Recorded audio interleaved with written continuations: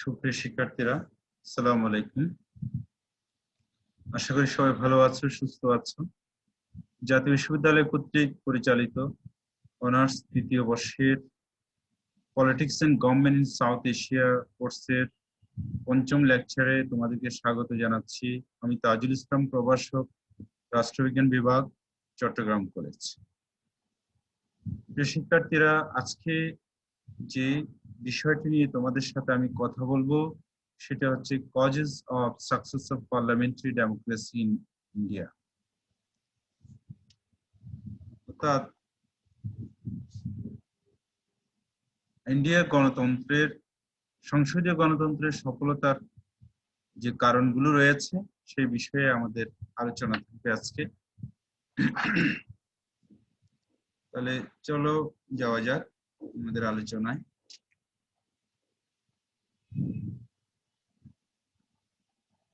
তো শিক্ষার্থীরা, আমরা প্রথমেই ইন্ডিয়া বা ভারত সম্পর্কে একটু আইডিয়া নিয়ে নিই। ইন্ডিয়াটা আসলে কিরকম রাষ্ট্র। আমরা দেখছি এই অংশটা, ধূসর যে ম্যাপ, এই অংশটা হচ্ছে ইন্ডিয়া। ইন্ডিয়ার দক্ষিণ পাশে, দক্ষিণ পূর্ব পাশে হচ্ছে বঙ্গোপসাগর, দক্ষিণ পাশে ভারত মহাসাগর, পশ্চিম পাশে আরব সাগর। এটা পাকিস্তান, বাংলাদেশ, আবার এই অংশটা ইন্ডিয়া, পাকিস্তান। এই ধূসর এই পুরো অংশটা হচ্ছে ইন্ডিয়া।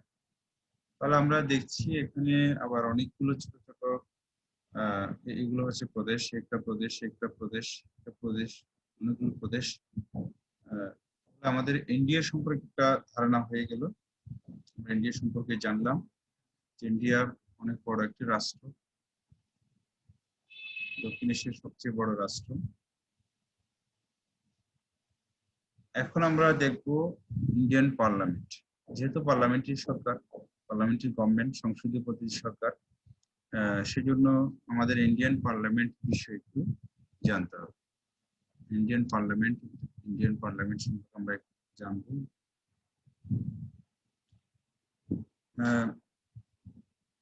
আমাদের মূল আলোচনায় যাওয়ার আগে পার্লামেন্টারি বা সংসদীয় পদ্ধতির সরকার বলতে কি বোঝায় সে বিষয়ে একটু ধারণা থাকা উচিত। যদি আমাদের এটা আলোচ্য বিষয় নয়, তারপর আমি বলবো সংসদীয় পদ্ধতির সরকারটা কি। আমি একটু বলছি, তোমরা মনে রাখতে পারো যে সরকার ব্যবস্থায় বা যে সরকার পদ্ধতিতে শাসন বিভাগ বা ক্যাবিনেট তাদের সমস্ত কাজের জন্য সংসদ বা পার্লামেন্টের নিকট জবাবদিহি করে, তাকে সংসদীয় পদ্ধতি সরকার বলে। আমি আবার বলছি, যে সরকার ব্যবস্থায় শাসন বিভাগ আইন বিভাগের নিকট জবাবদিহিতা করে, তাকে সংসদীয় পদ্ধতি সরকার বলা। সংক্ষেপে আমি সংসদীয় পদ্ধতি সরকারটা বললাম। এখন আমরা আমাদের মূল যে ফোকাস, ওদিকে যাব। Causes of success of parliamentary democracy in India. ইন্ডিয়ার সংসদীয় পদ্ধতি সরকার সফলতার পেছনে যে কারণগুলো রয়েছে সে বিষয়ে আমাদের আলোচনা। আমরা দেখছি সাকসেস, সফলতা কি, কিভাবে আসছে সে বিষয়ে দেখছি। স্যালাইন কজেস, প্রধান যে কারণগুলো আছে পার্লামেন্টারি সরকার সফল হওয়ার ক্ষেত্রে, প্রধান যে কারণগুলো রয়েছে সেই কারণগুলো আমাদের একটা গ্লান্স পর অতি সংক্ষেপে পয়েন্ট আকারে তোমাদের উপস্থাপন করার চেষ্টা করেছি। একটু পড়ি আমরা, তাহলে তোমাদের বুঝতে সহজ হবে। প্রথমে আসছে ন্যাশনাল ইন্টিগ্রেশন বা জাতীয় সংহতি। দ্বিতীয় যে টপিকটা আসছে সেটা হচ্ছে লিডারশিপ। তারপরে আছে কন্টিনিউশন অফ ইলেকশন, নির্বাচনের ধারাবাহিকতা। পলিটিক্যাল পার্টি, রাজনৈতিক দল। পলিটিক্যাল কালচার, রাজনৈতিক সংস্কৃতি। তারপরে সেকুলারিজম। তারপরে আছে ইম্পার্শিয়াল মিলিটারি, অর্থাৎ সেনাবাহিনী নিরপেক্ষ ভূমিকায় থাকে। ডেমোক্রেটিক ভ্যালুস, গণতান্ত্রিক যে মূল্যবোধ সেগুলো রয়েছে ওখানে। ফান্ডামেন্টাল রাইটস, সংবিধানের ফান্ডামেন্টাল রাইটস আছে। রেসপেক্ট টু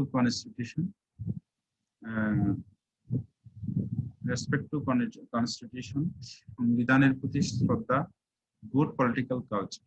এই পলিটিক্যাল কালচার বিষয়টা এবার চলে আসছে সম্ভবত। যা হোক, আরো অনেক, আমি এখানে প্রধান যে বিষয়গুলো, আরো অনেকগুলো বিষয় আছে, মানে কয়েকটি বিষয় তোমাদের সামনে উপস্থাপন করেছি। কেন ইন্ডিয়ায় সংসদীয় পদ্ধতির সরকার সফল হচ্ছে বা হয়ে আসছে, এই 11টি বা 12টি কারণ আমরা এখানে আলোচনা করব। আরো অনেকগুলো কারণ আছে, আমরা আমাদের আলোচনা এগুলো বুঝতে পারবো কারণগুলো কি।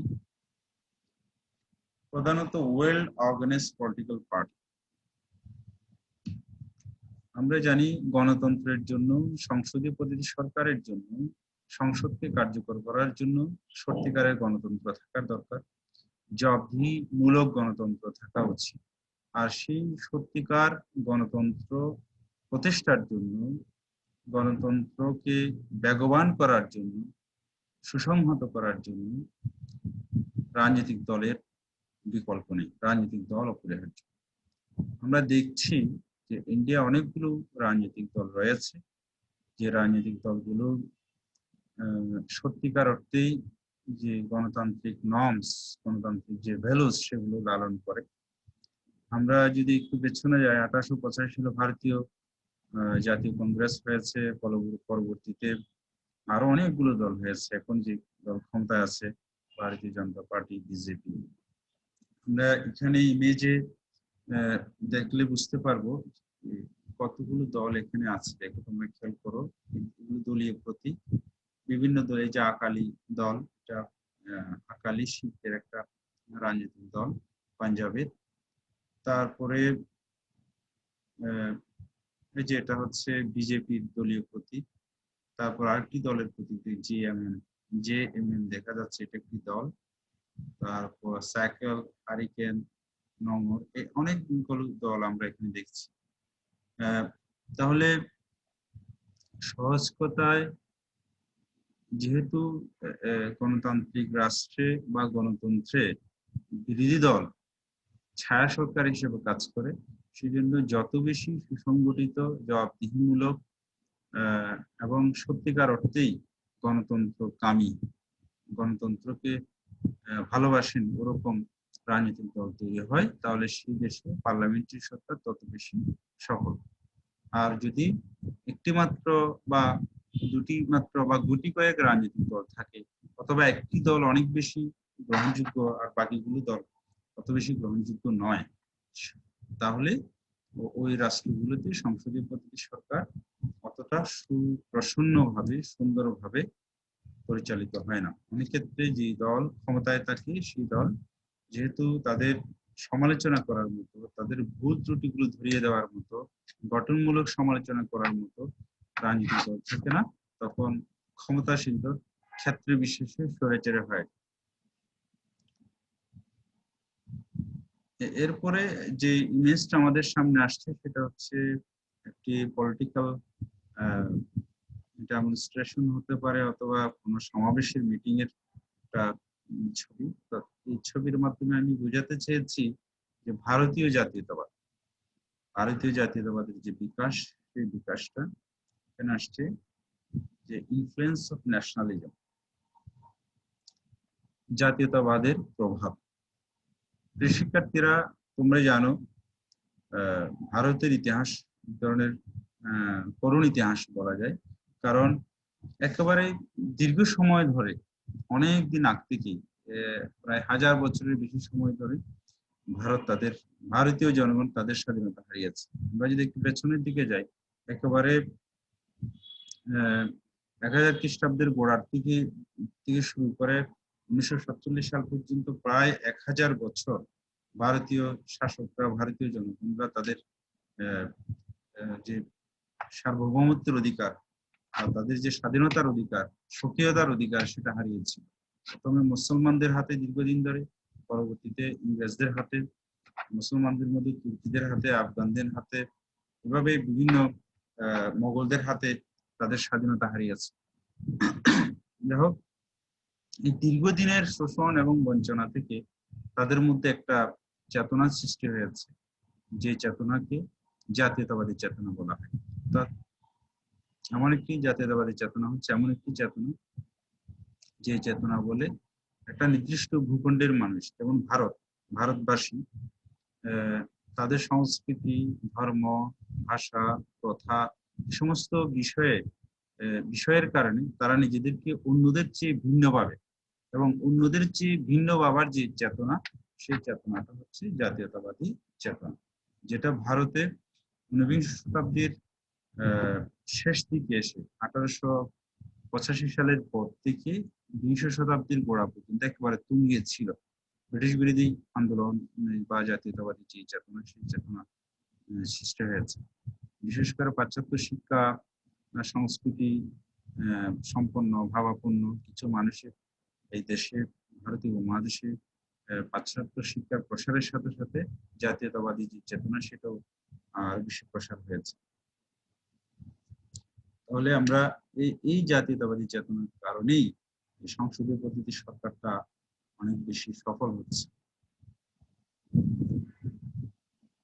তারপরে দেখছি এটা সহজেই বোঝা যাচ্ছে যে এটা ভোটাধিকার প্রয়োগের বা ভোট দানের একটা ছবি। ভোট প্রদান করার জন্য সকলে লাইন ধরে দাঁড়িয়েছে। কন্টিনিউশনস অফ ইলেকশন, গণতন্ত্র টিকে রাখার জন্য, গণতন্ত্রকে প্রাতিষ্ঠানিকীকরণের জন্য, সফল করার জন্য যথাসময়ে নির্বাচন হতে হবে। যথাসময়ে বলতে আমি বোঝাচ্ছি সংবিধানে উল্লেখিত সময়ের মধ্যে, বা সংবিধানের যে বাধ্যবাধকতা রয়েছে, সংবিধানের মধ্যে যে অব্লিগেশনস রয়েছে, সেই অব্লিগেশনস এর আলোকে নির্বাচন করা হবে। এবং যদি 5 বছর হয়, 5 বছর পরে, যদি 3 বছর, 4 বছর হয় বা 6 বছর হয়, সে আলোকে নির্বাচন। আমরা ভারতের স্বাধীনতোত্তর 1947-এর পরে ভারতে যতগুলো নির্বাচন হয়েছে, একটি নির্বাচন ছাড়া ম্যাক্সিমাম নির্বাচন গ্রহণযোগ্যতা পেয়েছে এবং যথাসময়ে নির্বাচন হয়েছে, যার কারণে ইন্ডিয়ার যে গণতন্ত্র, সেই গণতন্ত্রের প্রতি মানুষের শ্রদ্ধা বেড়েছে, গণতন্ত্র বৈশ্বিকভাবে স্বীকৃতি পেয়েছে, গণতন্ত্র মানুষের অধিকার প্রকাশের, মানুষের আশা আকাঙ্ক্ষা প্রকাশের একটা মাধ্যম হিসেবে তারা বেছে নিয়েছে, তাদের পছন্দ অপছন্দের বিষয়গুলো তুলে ধরার একটা মাধ্যম হিসেবে তারা মনে করে। সেজন্য ইন্ডিয়ার যে সংসদীয় সরকার ব্যবস্থা, সেই সরকার ব্যবস্থা আরো সফল হচ্ছে, এবং এই যে নির্বাচনের সংস্কৃতি বা ভোট প্রদানের সংস্কৃতির মাধ্যমে তাদের রাষ্ট্রীয় যে নেতৃত্ব, সেই নেতৃত্ব পছন্দ অপছন্দের বিষয়গুলো ফুটে আসছে। এই কারণে ইন্ডিয়ার যে সংসদীয় পদ্ধতি সরকার, সেটা সফল হচ্ছে। এরপরে যে বিষয়টা আমাদের কাছে আসছে, সেটা আমরা দেখছি এখানে সবাই ইন্ডিয়ান পলিটিশিয়ান দেখা যাচ্ছে, রাজনৈতিক ব্যক্তিবর্গ। সোনিয়া গান্ধীকে দেখা যাচ্ছে,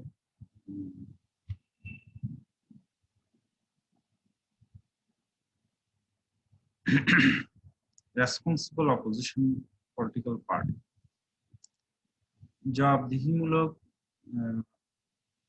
এবং অপোজিশন পলিটিক্যাল পার্টি যদি থাকে, সত্যিকার অর্থেই একটি গঠনমূলক এবং রেসপন্সিভ সাড়া প্রদানকারী যদি কোনো পলিটিক্যাল পার্টি থাকে, তাহলে ওই দেশে গণতন্ত্র আপনা থেকেই অটোমেটিকলি সফল হয়। সংসদীয় পদ্ধতি সরকার হলে তো কথাই নেই, সেটা আরো সুন্দরভাবে সফল হয়। কেননা আমরা জানি গণতান্ত্রিক রাষ্ট্রে, বিশেষ করে সংসদীয় পদ্ধতি সরকার ব্যবস্থায়, বিরোধী দল হচ্ছে ছায়া সরকার।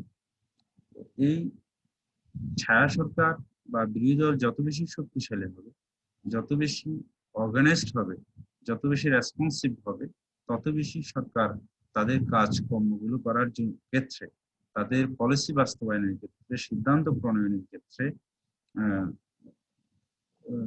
জুৎসই হবে, সময় উপযোগী হবে, এবং অনেক বেশি সুচিন্তিত সিদ্ধান্ত দিতে বাধ্য হবে। এবং সরকারের বা ক্ষমতাসীন দলের সিদ্ধান্তগুলি যেন কোনো দলীয় এজেন্ডা বাস্তবায়ন না হয়, বা সেটা যেন সার্বিকভাবে রাষ্ট্রের সকল মানুষ ভোগ করতে পারে, ওই চিন্তাটা, ওই চেতনাটা ক্ষমতাসীনদের মাথায় থাকে।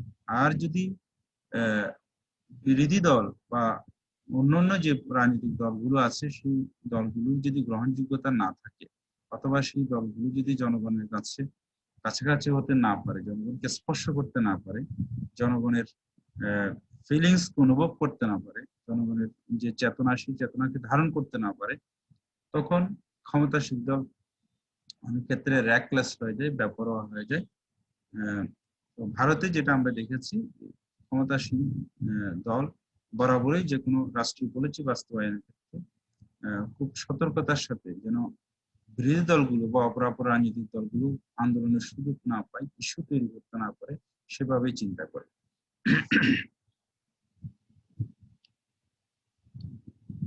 এরপরে যাদের আমি ছবি দেখাচ্ছি সবাই হচ্ছে ইন্ডিয়ান পলিটিশিয়ান, ইন্ডিয়ান একেবারেই বিদ্যুজন বলা যায়, ক্যারিসমেটিক লিডার রয়েছে এখানে। মহাত্মা গান্ধীকে দেখা যাচ্ছে, ইন্দিরা গান্ধীকে আমরা দেখছি, তারপর লাল বাহাদুর শাস্ত্রীকে দেখছি, ইন্ডিয়ান সংবিধানের প্রতিষ্ঠাতা কে দেখছি, তারপর দাদাভাই নওরোজির ছবি দেখা যাচ্ছে, আরো অনেক অনেক ইন্ডিয়ান পলিটিশিয়ান এখানে আছে। এর মাধ্যমে তোমরা কি বুঝছো, ইন্ডিয়া রাষ্ট্র হিসেবে যেরকম বড়, অনেক বড় আয়তনের রাষ্ট্র, ঠিক তেমনি ভাবে তারা এমন কিছু ব্যক্তিত্ব, পলিটিক্যাল লিডার পেয়েছে, রাজনৈতিক ব্যক্তিত্ব পেয়েছে, যারা সত্যিকার অর্থে দেশকে ভালোবাসতেন, দেশকে ধারণ করতেন, দেশের দেশের যে সার্বিক বিষয়গুলো, সেই বিষয়গুলোকে নিজের করে নিতেন। এরকম কিছু পলিটিশিয়ান ইন্ডিয়ার মধ্যে ছিলেন, যারা বৈশ্বিকভাবে বৃহত্তর পরিষদে যাদের গ্রহণযোগ্যতা ছিল, এবং যাদের রাজনৈতিক যে আদর্শ, রাজনৈতিক যে দর্শন, সেই দর্শন শুধু ইন্ডিয়া নয়, সারা পৃথিবীতে তাদের দর্শনকে গুরুত্ব দিয়েছে। যেমন মহাত্মা গান্ধী, অহিংসা নীতি।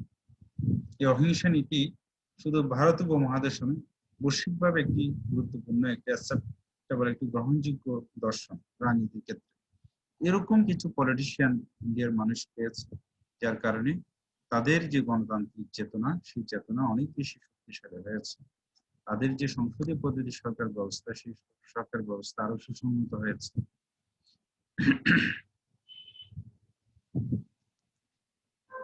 এরপরে যে বিষয়টি আমাদের সামনে আসছে, তোমরা খেয়াল করে একটু, এখানে প্রিয় শিক্ষার্থীরা তোমরা দেখলেই বুঝতে পারবে, এই যে এখানে ঝুড়ির মধ্যে তিনটি ধর্মের প্রতীক, খ্রিস্টান ধর্মের, ইসলাম ধর্মের এবং সম্ভবত এটা সনাতন ধর্মাবলম্বীর যে ধর্মীয় প্রতীক, এই ধর্মীয় প্রতীককে এখানে রাখা হচ্ছে। এটা একটা বক্স হতে পারে অথবা একটা ঘর হিসেবে ধরলাম। এর মাধ্যমে আমি তোমাদের বোঝানোর চেষ্টা করেছি, আর ইনি একজন ব্যক্তি, বোঝানোর চেষ্টা করেছি, তুলে ধরার চেষ্টা করেছি, রাজনীতির ক্ষেত্রে, একটা রাষ্ট্র পরিচালনার ক্ষেত্রে রাষ্ট্রীয় যে দর্শন, সেই দর্শন হবে নিরপেক্ষ। কোনো ধর্ম বা কোনো ব্যক্তি, কোনো সমাজ বা কোনো গোত্রের যে আদর্শ, সেই আদর্শ কখনো একটা রাষ্ট্রের সার্বিক আদর্শ হতে পারে না, সামষ্টিক আদর্শ হতে পারে না। সেকুলারিজমের যে কনসেপ্টটা, সেই কনসেপ্টটা এখন তুলে ধরার চেষ্টা করেছে। ভারত একটা সেকুলার রাষ্ট্র, একটা ধর্মনিরপেক্ষ রাষ্ট্র। এখানে রাষ্ট্রীয় কোনো ধর্ম নাই, বা রাষ্ট্রীয়ভাবে কোনো ধর্মকে প্যাট্রোনাইজ করা হয় না, সহযোগিতা করা হয় না। যদিও এখন যারা ক্ষমতায় আসছে, তারা একেবারেই ফান্ডামেন্টালিস্ট রাজনৈতিক দল, বা একেবারেই গোঁড়া রাজনৈতিক দল, হিন্দুত্ববাদী রাজনৈতিক দল। কিন্তু ইন্ডিয়ান সংবিধানে রাষ্ট্রীয়ভাবে সেকুলার একটা রাষ্ট্র, ইন্ডিয়ান সংবিধান সেকুলার সংবিধান। তো ওখানে কোনো ধর্মকে গুরুত্ব দেওয়া বা কোনো ধর্মকে হেয় করার যে বিষয়, সেগুলো একেবারেই নাই। পাকিস্তানে বলা হয়েছে সাংবিধানিকভাবে পাকিস্তান একটি ইসলামিক রাষ্ট্র, ইসলামিক প্রজাতন্ত্র, এই বিষয়টা ভারতে নেই। তো যার কারণে ইন্ডিয়ায় সাংবিধানিকভাবে, প্র্যাকটিক্যালি যেটা অন্য কিছু হতে পারে, কিন্তু সাংবিধানিকভাবে থিওরিটিক্যালি ইন্ডিয়ার রাষ্ট্র ব্যবস্থা হচ্ছে ধর্মনিরপেক্ষ। যার কারণে জাত, ধর্ম, বর্ণ নির্বিশেষে যে কোনো মানুষ তাদের ধর্মীয় যে অধিকার, সেগুলো ভোগ করতে পারে। এবং রাজনীতিকে বরাবরই ধর্মের বাইরে রেখেছে, এবং ধর্ম কোনোভাবেই রাজনীতি জানি ইন্টারফেয়ার করতে না পারে, সেই বিষয়টি বারবার ইন্ডিয়ায় আসছে। যাই হোক, এর মাধ্যমে আমরা যার কারণে ইন্ডিয়ায় যে সংসদীয় পদ্ধতির যে সরকার ব্যবস্থা, সংসদীয় পদ্ধতির যে গণতন্ত্র, সেই গণতন্ত্র খুব বেশি সুসংহত হচ্ছে, সুন্দর হচ্ছে। শিক্ষার্থীরা আমরা দেখছি একটা গাছে তিনটি ঢাল, তিনটি ঢালের মধ্যে লেখা আছে থ্রি ব্রাঞ্চেস অফ গভর্নমেন্ট, সরকারের যে তিনটি শাখা রয়েছে, প্রধান যে তিনটি শাখা আছে সেই শাখাগুলোকে আমি এখানে ফুটিয়ে তোলার চেষ্টা করেছি। আমরা দেখছি লেজিসলেচার সবার উপরে, সংসদীয় পদ্ধতি সরকার ব্যবস্থায় লেজিসলেচার বা আইনসভা, তারপরে নিচে আছে ডান পাশে এক্সিকিউটিভ, জুডিশিয়াল। তা সরকারের যে তিনটি অর্গান আছে, আইন বিভাগ, শাসন বিভাগ এবং বিচার বিভাগ, রাষ্ট্রের তিনটি অর্গান, এই রাষ্ট্রের তিনটি অর্গানকে এখানে ফুটিয়ে তোলার চেষ্টা করা হয়েছে। তো ইন্ডিয়ায় সত্যিকার অর্থে এই তিনটি অর্গান যথাযথভাবে কাজ করে। যেমন লেজিসলেচার বা পার্লামেন্ট, আইনসভা থেকে যে আইনগুলো প্রণীত হয়, সে আইনগুলো এক্সিকিউটিভ বা নির্বাহী বিভাগ, শাসন বিভাগ সেগুলো বাস্তবায়ন করেন, বা শাসন লেজিসলেচার থেকে যে আইনগুলো তৈরি হয় সে আইনগুলো জুডিশিয়ারি করেন, আইনের আলোকে বিচার করেন। অর্থাৎ সরকারের যে তিনটি অঙ্গ রয়েছে, এই তিনটি অঙ্গ যার কাজ সেই করে। শাসন বিভাগের কাজ শাসন বিভাগ করে, শাসন বিভাগ কোনো সময় বিচার বিভাগকে প্রভাবিত করে না, বা শাসন বিভাগ কোনোভাবেই ইয়েকে প্রভাবিত করে না, লেজিসলেটিভকে প্রভাবিত করে না, লেজিসলেটিভ বা আইনসভাকে প্রভাবিত করে না।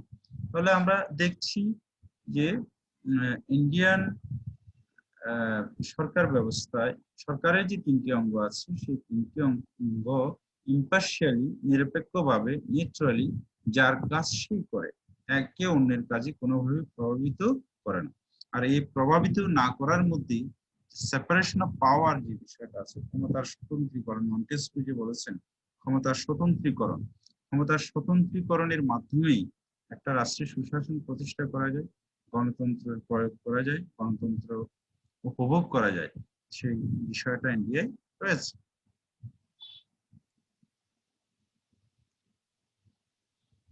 প্রিয় শিক্ষার্থীরা, এরপরে আমরা দেখছি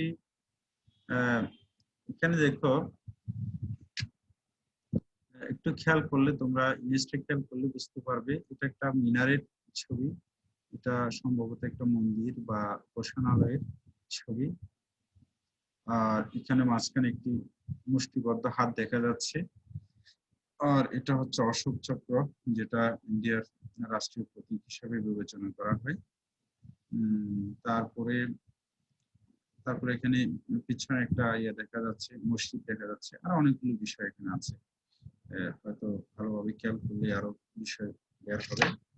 এর মাধ্যমে বোঝানোর চেষ্টা করা হয়েছে, নিচে একটা লেখা আছে দেখে, ইউনিটি ইন ডাইভার্সিটি, অর্থাৎ বিভিন্ন সংস্কৃতি, বিভিন্ন ধর্ম, বিভিন্ন দৃষ্টি, বিভিন্ন বর্ণ, বিভিন্ন এই যে কালার এন্ড কাস্টের মধ্যে একটা ইউনিটি তৈরি করা, অর্থাৎ ডাইভার্সিটির মধ্যে, বৈচিত্র্যতার মধ্যে একটা ইউনিটি তৈরি করা, একত্রীকরণ করার মধ্যেই সৌন্দর্য রয়েছে, বিশাল সৌন্দর্য রয়েছে। এই সৌন্দর্য ইন্ডিয়া তৈরি করতে পেরেছে।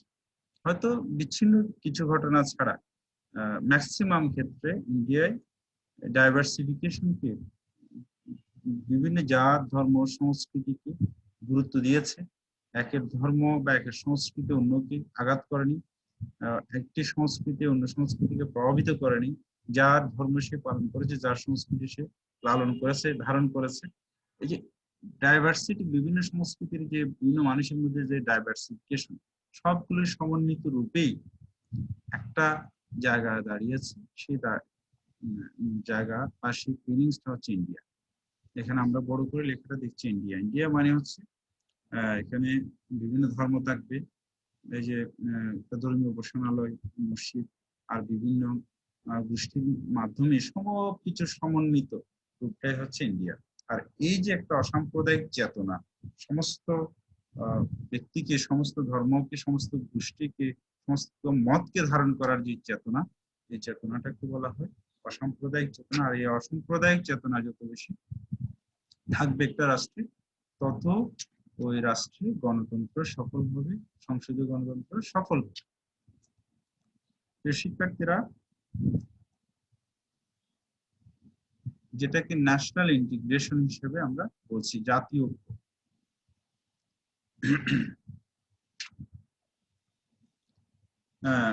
প্রিয় শিক্ষার্থীরা, একটু খেয়াল করো, এখানে এর নেপথ্যে এর রূপায়ণ আমি তোমাদের একটা বিষয় করার চেষ্টা করেছি উপস্থাপন করার।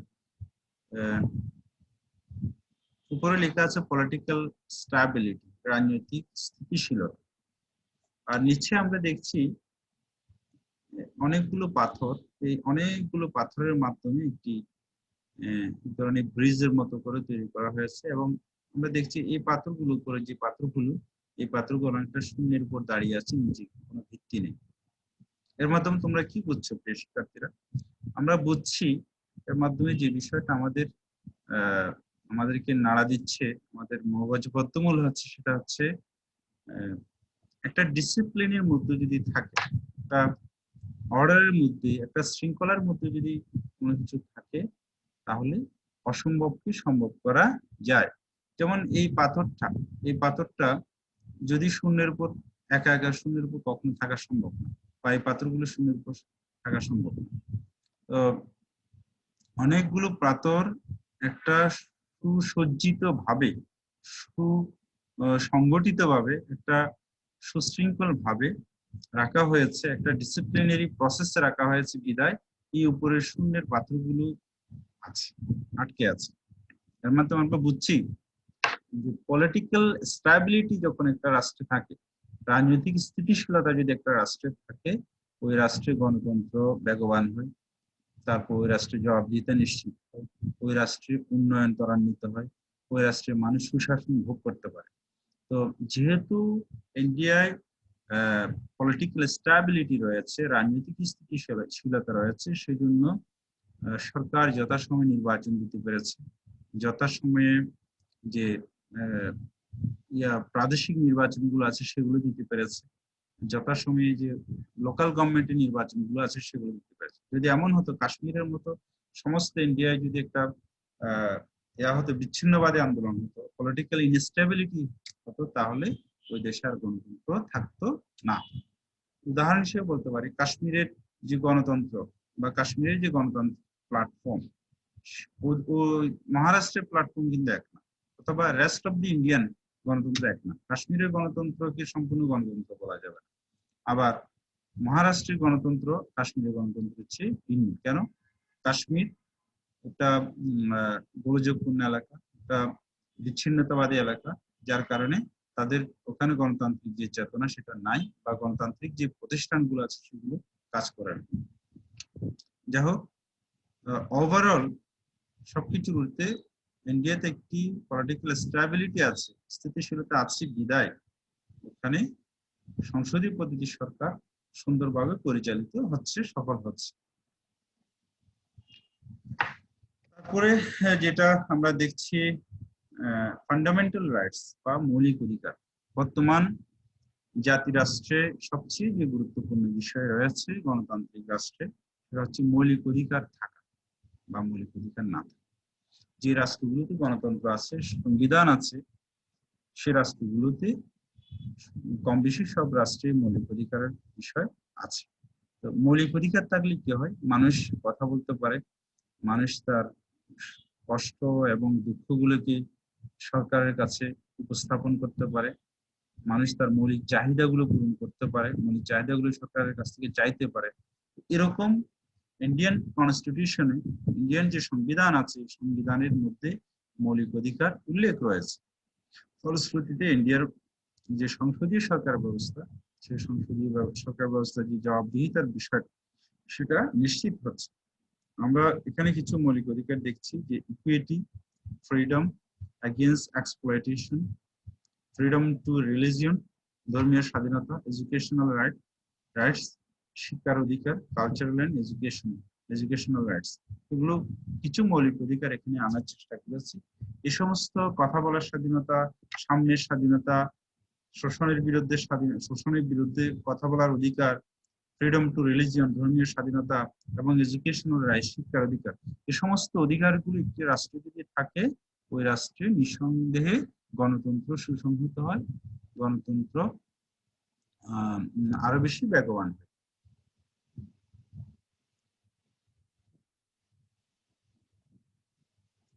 তারপরে যেটা আমরা দেখছি সেটা হচ্ছে অ্যাডভান্স পলিটিক্যাল কালচার, রাজনীতি সংস্কৃতি। রাজনীতি সংস্কৃতি খুবই গুরুত্বপূর্ণ। একটা রাষ্ট্রের রাজনীতির সংস্কৃতিকে বিচার করলে বোঝা যায় ওই রাষ্ট্র কতটা গণতান্ত্রিক বা কতটা স্বৈরাচারী। তো ইন্ডিয়ান যে পলিটিক্যাল সংস্কৃতি সেটা খুবই সুন্দর, অ্যাডভান্স পলিটিক্যাল সংস্কৃতি বলা যায়। ইন্ডিয়া 1947 পরবর্তীতে বর্তমান সময় পর্যন্ত যদি আমরা রাজনৈতিক যে সংস্কৃতি সেটা বিচার করি, ইতিহাসের আলোকে বিচার করলে দু একটি বিচ্ছিন্ন ঘটনা ছাড়া ইন্ডিয়ার সংস্কৃতি খুবই সুন্দর। যেমন মহাত্মা গান্ধী কে হত্যা বা ইন্দিরা গান্ধীকে হত্যা, এই দুটি ঘটনা ছাড়া অন্যান্য বিষয়গুলো বিচার করলে যথাসময়ে নির্বাচন দেওয়া, গণতন্ত্র থাকা, গণতান্ত্রিক প্রতিষ্ঠান সুবিধা হওয়া, গণতন্ত্রের প্রাতিষ্ঠানিকীকরণ হওয়া, এই বিষয়গুলো রয়েছে। যার কারণে এবং এটা ক্রমান্বয়ে সময়ের সাথে উন্নতি হচ্ছে। আজ থেকে 50 বছর আগে ইন্ডিয়ান রাজনীতি সংস্কৃতি যেরকম ছিল, বর্তমান রাজনীতি সংস্কৃতি অনেক ক্ষেত্রে চেঞ্জ হয়েছে, ইতিবাচক পরিবর্তন হচ্ছে। এই যে অ্যাডভান্স পলিটিক্যাল কালচার, ক্রমান্বয়ে রাজনীতি সংস্কৃতির যে পরিবর্তন, ইতিবাচক পরিবর্তন, সেই ইতিবাচক পরিবর্তনই একটা রাষ্ট্রে সংসদীয় পদ্ধতি সরকারকে সফল করতে তোলে। রেসপেক্ট টু কনস্টিটিউশন, এটা এটা খুব গুরুত্বপূর্ণ। যে জাতি বা যে রাষ্ট্র সংবিধানের প্রতি শ্রদ্ধাবোধ রয়েছে, সংবিধানের প্রতি একটা রয়েছে, ওই রাষ্ট্রের গণতন্ত্র সুসংহত হয়। যেমন যদি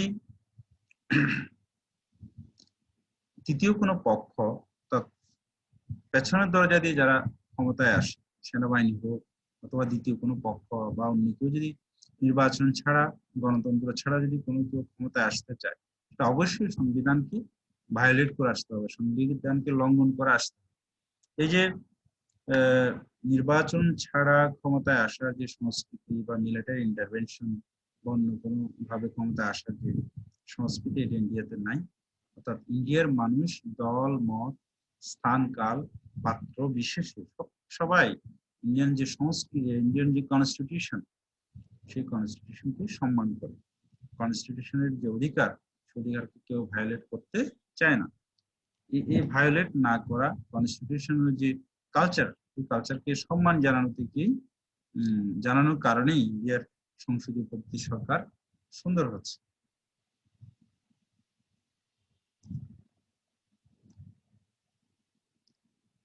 তারপরে lack of military intervention in politics, সেটা খুবই গুরুত্বপূর্ণ। আমরা দেখছি ইন্ডিয়ান সেনাবাহিনী বরাবরই কখনো ইন্ডিয়ান সেনাবাহিনী সচরাচর যেটা দেখে আসছে যে তারা রাজনীতিতে কখনো ইন্টারফেয়ার করে। পাকিস্তান প্রতিষ্ঠার খুব কম সময়ের মধ্যেই সেনাবাহিনী ইন্টারভেনশন করেছে রাজনীতিতে। তারপর শ্রীলঙ্কা ইন্টারভেনশন করেছে, আমাদের বাংলাদেশ ইন্টারভেনশন করেছে। দক্ষিণ এশিয়ার কম বেশি সব রাষ্ট্রেই ডাইরেক্টলি আর ইনডাইরেক্টলি সেনাবাহিনী যে রাজনীতিকে প্রচ্ছন্ন হস্তক্ষেপ করা এটা রয়েছে, বা ডিরেক্টলি হস্তক্ষেপ করা, এটা এই বিষয়টা আমরা দেখেছি ইতিহাস পর্যালোচনা দেখতে পাই। কিন্তু ইন্ডিয়া এমন ভাবে তাদের রাজনৈতিক যে স্ট্রাকচার, যা তাদের রাজনৈতিক যে ফিলসফি, সেটা এমন ভাবে দান করিয়েছে যেন কোনোভাবেই সেনাবাহিনী রাজনীতিতে হস্তক্ষেপ না করে, বা এটা কখনো করতে এরকম রেকর্ড খুবই কম, নাই বললেই চলে, একেবারেই নাই।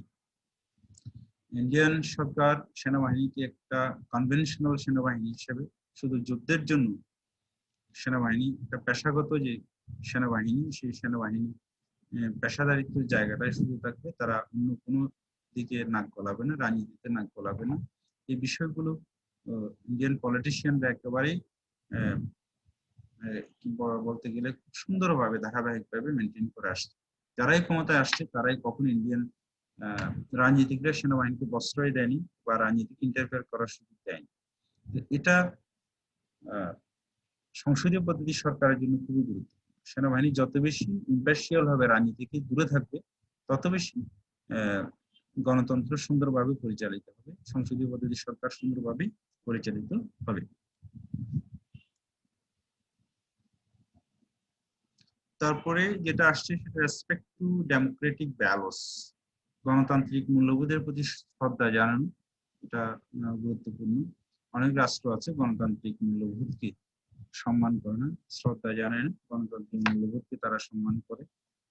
এই গণতান্ত্রিক মূল্যবোধের জায়গা থেকে তারা সংসদীয় পদ্ধতি সরকার বেছে নিয়েছে, কারণ সংসদীয় পদ্ধতি সরকার মানেই হচ্ছে ইনডাইরেক্টলি জনগণেরই জয়, ইনডাইরেক্টলি জনগণের কথাগুলো পার্লামেন্টের মাধ্যমে সরকারকে তুলে ধরা।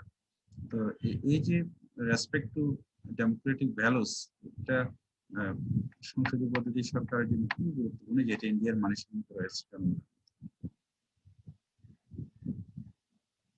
Federal government system, federal government system, এটা আমি কিছুক্ষণ আগেই বললাম, ডাইভার্সিফিকেশনের মধ্যে যে বিউটি আছে এবং এগুলোর মধ্যে যে সমন্বয় করার ব্যাপারটা, এটা তারা করতে পেরেছে। আমরা জানি ইন্ডিয়া হচ্ছে একটি ফেডারেল সিস্টেম গভর্নমেন্ট, এটা যুক্তরাষ্ট্রীয় পদ্ধতির সরকার। এখানে তোমরা দেখবে যে প্রিয় শিক্ষার্থীরা একটু খেয়াল করলে দেখতে পাবে, এই যে 1 নম্বর স্টেট থেকে একেবারে শুরু করে আমরা দেখছি 29 নম্বর স্টেট, এখানে হয়তো এর কারণে দেখা যাচ্ছে না। আমরা জানি ইন্ডিয়া প্রায় 29টি প্রদেশ আছে, প্রত্যেক প্রদেশে প্রাদেশিক সরকার আছে। আবার প্রাদেশিক সরকার তাদের মন্ত্রিসভা, যেটাকে বিধানসভা বলা হয়। তো এই যে বিভিন্ন সংস্কৃতি, বিভিন্ন ধরনের মানুষ, বিভিন্ন বর্ণের মানুষের মধ্যে যে সৌন্দর্য, সেটাই তারা ধারণ করেন, এবং ফেডারেল গভর্নমেন্ট না হলে সেটা সম্ভব হয় না। যেমন উদাহরণস্বরূপ আমি বলতে পারি, এই যে পাশে আমাদের বাংলাদেশের পূর্ব পাশে একেবারে কোনায় চায়নার পাশে, এখানে নাগাল্যান্ড একটা প্রদেশ আছে। এটা যদি ফেডারেল গভর্নমেন্ট না হতো, যে দিল্লির অধীনে যদি হতো, এই যে দিল্লির নিয়ন্ত্রণে যদি হতো, অর্থাৎ এককেন্দ্রিক যদি সরকার হতো, যুক্তরাষ্ট্রের সরকার না হয়ে এককেন্দ্রিক সরকার হতো, তাহলে দিল্লি এই সরকার এই নাগাল্যান্ডে গিয়ে তাদের কষ্টগুলো, তাদের দুঃখগুলো বুঝতে পারত। যেহেতু এখানে যুক্তরাষ্ট্রের সরকার, এখানে নাগাল্যান্ডেও একটা সরকার ব্যবস্থা আছে, একটা ফেডারেল সিস্টেম আছে, একটা সরকারি ব্যবস্থা আছে, সেজন্য এই সরকার অর্থাৎ প্রাদেশিক সরকার, প্রভিন্সিয়াল গভর্নমেন্ট, এই সেন্ট্রাল গভর্নমেন্টের চেয়ে ভিন্ন, এবং তারা এখানকার মানুষের দাবি দেওয়ার আলোকে, সংস্কৃতির আলোকে, বিচার, তাদের অর্থনৈতিক আলোকে রাষ্ট্র পরিচালনা করে। ফলশ্রুতিতে প্রত্যেকটি প্রদেশ এভাবেই তৈরি করা হয়েছে। শিক্ষার্থীরা, আমরা আমাদের আলোচনার একেবারেই শেষ পর্যায়ে চলে আসছি, আমরা রেফারেন্সে চলে আসছি। তাহলে প্রিয় শিক্ষার্থীরা, সংসদীয় পদ্ধতি সরকার টিকে থাকার জন্য যে বিষয়গুলো, বা সফল হওয়ার জন্য, সফলতার পথে যে বিষয়গুলো ইতিবাচক বা ভূমিকা রাখে, সেই বিষয়গুলো আমরা আলোচনা করলাম। আশা করি তোমরা বুঝতে পারবে, তোমাদের উপকারে আসবে, তোমরা আরো বেশি মনোযোগী হবে বিষয়ের সাথে সাথে। আমি চেষ্টা করেছি প্রত্যেকটি মাধ্যমে, মেজের মাধ্যমে বিষয়গুলো উপস্থাপন করা। সবাই ভালো থাকবে, সুস্থ থাকবে, নিরাপদে থাকবে।